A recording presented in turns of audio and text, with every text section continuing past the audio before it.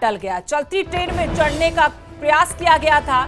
दंपति ने जान खतरे में डालकर ये कोशिश की, छोटे बच्चे को चलती ट्रेन में बिठाने की कोशिश की और यहां बड़ा हादसा हो सकता था। गिरते गिरते यहां पर बच्चा भी बच गया हालांकि, और दंपति भी। ये तस्वीरें आपको दिखा जो सोशल मीडिया पर वायरल हो चुकी हैं। ये ट्रेन चल चुकी थी लेकिन इस दंपति ने इस ट्रेन में चढ़ने की कोशिश की। पहले बच्चे को अंदर धकेला और फिर खुद ट्रेन में चढ़ने की कोशिश कर रहे हैं। हालांकि जान बच गई लेकिन एक बड़ी लापरवाही यहां पर इन दोनों की तरफ से आई। एक तो पहले बच्चे की जान को खतरे में डाला, उसके बाद अपनी भी जान खतरे में डाली। बड़ा हादसा यहां पर हो सकता था। ये वीडियो सोशल मीडिया पर वायरल हुआ है। ये दंपति और इनका बच्चा ट्रेन में चढ़ते वक्त गिरने से बाल बाल बचे हैं।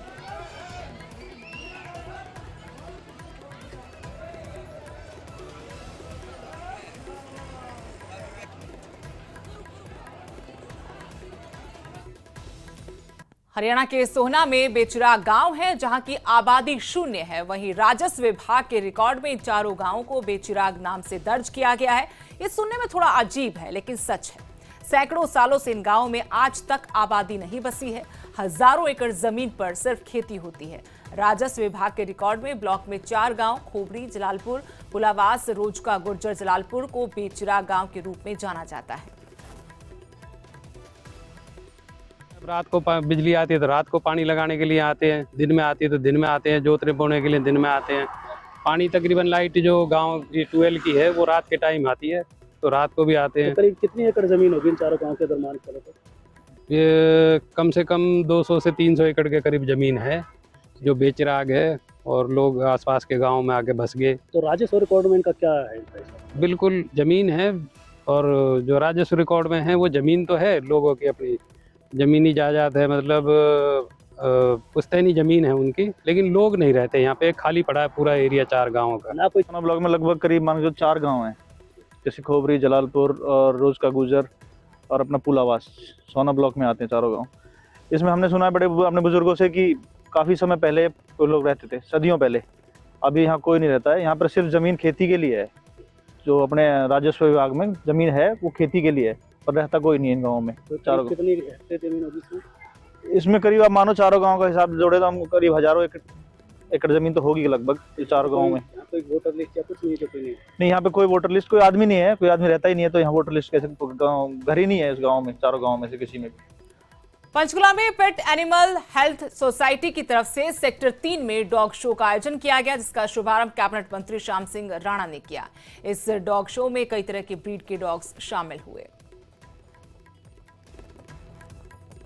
बहुत लोगों को पेट्स से इन्फॉर्मेशन होती है और पेट्स एक ऐसी चीज़ है, अगर कोई प्योर ब्रीड लेना चाहता है या वो इंडियन ब्रीड लेना चाहता है तो उसको इन्फॉर्मेशन नहीं मिलती है कि कहाँ से हम लें। तो शोज़ इसलिए ऑर्गेनाइज कराए जाते हैं ताकि लोग आएँ, देखें, ब्रीडर्स से मिलें। इस ब्रीड किसी भी डॉग को पालने या किसी भी एनिमल को पालने से पहले कितनी रिस्पॉन्सिबिलिटीज़ होती हैं, क्या क्या चीज़ों की इन्वॉल्वमेंट होती है, वो आपको एक बेसिकली पेट कार्निवल से ही पता चलेगा जब आप एक्सपीरियंस ब्रीडर से मिलोगे। ऐसा है, ये पेट एनिमल हेल्थ सोसाइटी के तहत कार्य करता है, ठीक है जी। और हमारा जो सरकारी अगर एक्सक्लूसिवली गवर्नमेंट हॉस्पिटल जितने भी हैं, हमारे पास 15 गवर्नमेंट वेटनरी हॉस्पिटल और 30 गवर्नमेंट वेटनरी डिस्पेंसरी हैं, जिनमें अगर कोई जाता है इलाज कराने के लिए तो फ्री ऑफ कॉस्ट उसका ट्रीटमेंट है। लेकिन चूंकि ये संस्था के द्वारा रन होता है, यहाँ पर जो एम्प्लॉयज़ हैं उनकी सैलरी भी हम इसी खर्चे से देते हैं, तो उसके लिए हमने मिनिमम चार्ज रखे। 50 रुपये चार्ज दे के अगर 7 दिन का कोई डॉग का ट्रीटमेंट ले रहा है तो मुझे लगता है कि जो पेट ओनर है वो सक्षम है। यहाँ पर जो हॉस्पिटल की सुविधाएं हैं उनका भी निरीक्षण किया और डॉग शो में भी भाग लिया। बड़ा अच्छा लगा। हमारे देश के अंदर भारतवर्ष की सरकार जो है वो कल्याणकारी राज्य है, इसमें सबके कल्याण का काम किया जाता है।